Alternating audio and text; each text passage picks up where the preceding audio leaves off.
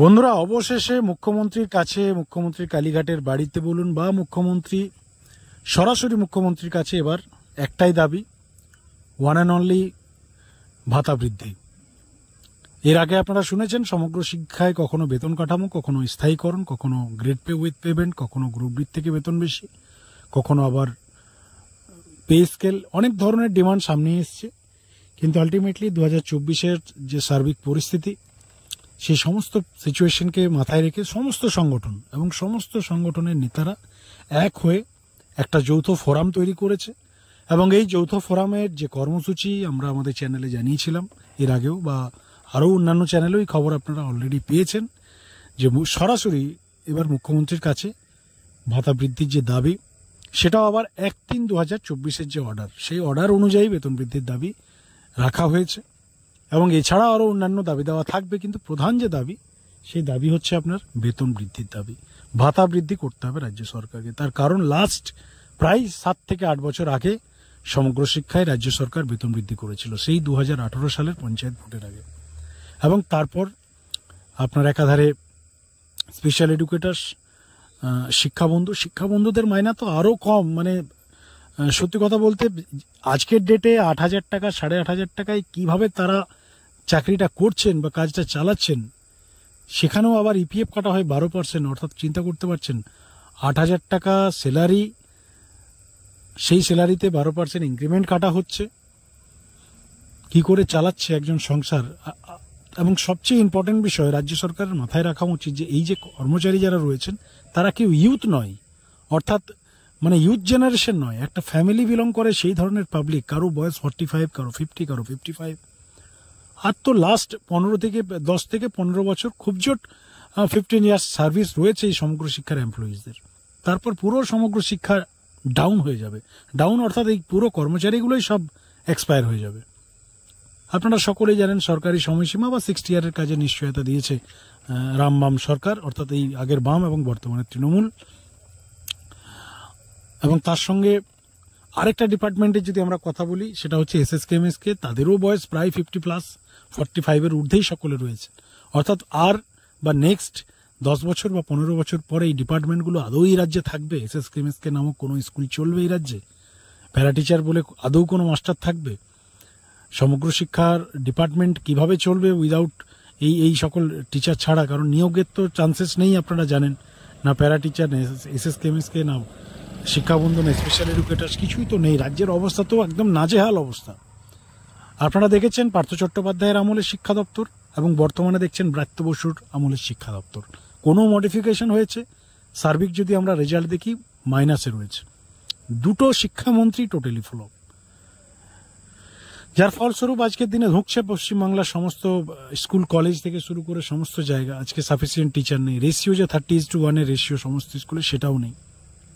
এই কন্ট্যাকচুয়াল শিক্ষকদের কাঁধের উপর ভর করে পুরো শিক্ষা ডিপার্টমেন্টটা চলছে। স্কুল ছুট আজকে নেই বললেই চলে পশ্চিমবাংলায়। এবং সেখানে পুরো ক্রেডিট যদি আমাদের দিতে হয়, অবশ্যই সমগ্র শিক্ষার এই শিক্ষকদের, যাদের প্রধান কাজ ছিল স্কুল ছুটদের বা যারা স্কুলমুখী নয় সেই সকল বাচ্চাদের স্কুলে ফেরানো।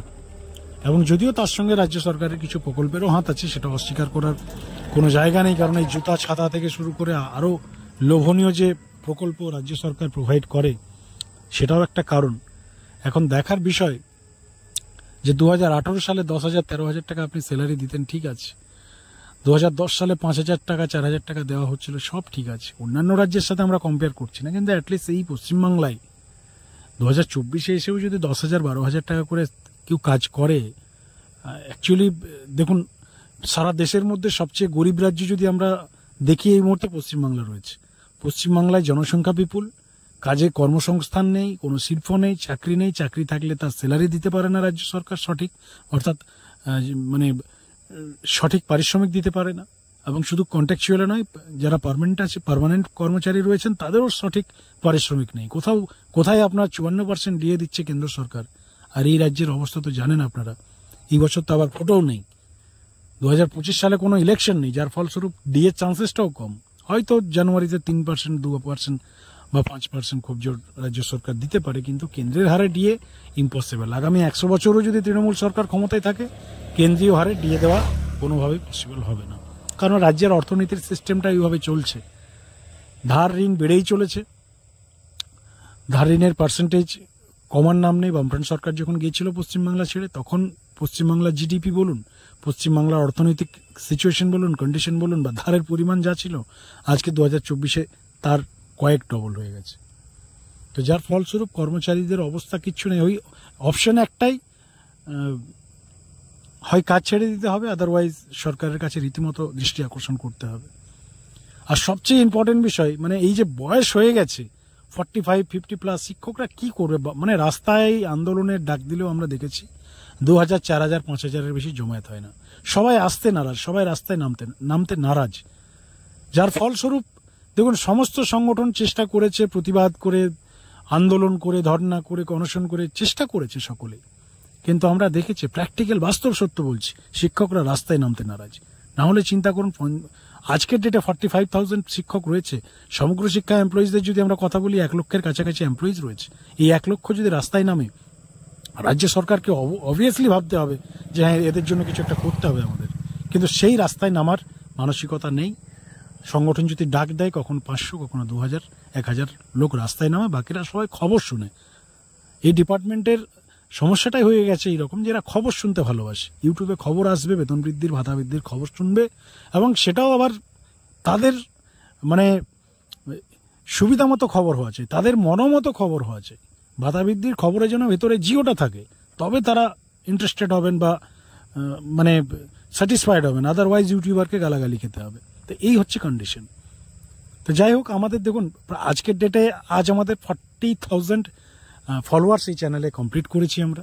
40,000 ফলোয়ার্স আমরা আমাদের চ্যানেলে অ্যাচিভ করেছি। মানুষ আমাদেরকে ভালোবেসেছে, চ্যানেলকে ট্রাস্ট করে আমাদের চ্যানেল ফলো করেছে বা সাবস্ক্রাইব করেছে। আমরা তাদের কাছে দায়বদ্ধ এভরিডে এই বিষয় নিয়ে খবর করা, কিছু বিষয় নিয়ে আলোচনা করা। কারণ অনেক টিচার আছে, অনেক এমপ্লয়িজ আছে, অনেক কর্মচারী আছে যারা আমাদের সাথে রীতিমতো যোগাযোগ রাখে, যোগাযোগ করে, এবং তারা ডিমান্ড করে যে কিছু না কিছু আপডেট যেন মাঝে সাঝে আমরা পাই। অ্যাটলিস্ট কিছু হোক না হোক, একটা মানসিক স্যাটিসফ্যাকশন, একটা মানসিক শান্তি তো আসে যে কিছু তো হচ্ছে। আদারওয়াইজ এই যে যৌথ ফোরাম হলো, 5টা ইউটিউব চ্যানেল যদি কভার না করতো, সমগ্র শিক্ষার সমস্ত এমপ্লয়িজরা খবরটাও পেত না। কারণ মেন স্ট্রিম মিডিয়া তো কভার করে না সমগ্র শিক্ষার বা এই ছোটখাটো খবর।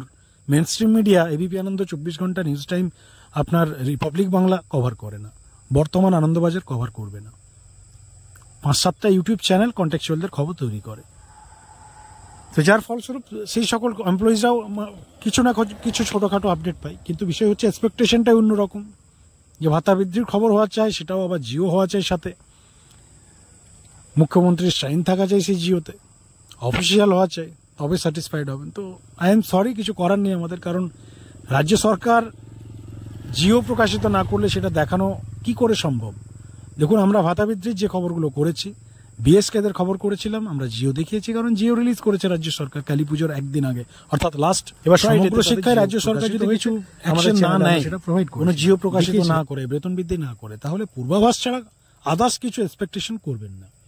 তো বন্ধুরা, এবার আমাদের আসল বিষয় আসছে, যে নিয়ে আজকের এই প্রতিবেদন, সেটা হচ্ছে যৌথ ফোরাম যেটা তৈরি হয়েছিল, তারা বেশ কিছু কর্মসূচি সামনের দিকে রেখেছে, এবং তাদের প্রথম কর্মসূচি আবেদন এবং নিবেদন। অর্থাৎ যদি বকলমে আমরা বলি, রাজ্য সরকারের কাছে টোটালি 2 হাত তুলে দেওয়া হয়েছে, কিছু করুন, কিছু একটা দিন আমাদের। ইভেন শাসক দলের যে নেতা, তিনি পরিষ্কার সভামঞ্চে বলেছে, সরকার যা দেবে আমরা মাথা পেতে নেব। অর্থাৎ এরকম এক্সপ্লেন করতেই পারেন, যদি সরকার 2000 টাকা দেয়, সেটা তো ইটস ওকে, না এর থেকে ওটাই বেটার। তো যার ফলস্বরূপ এই হচ্ছে কন্ডিশন। এবার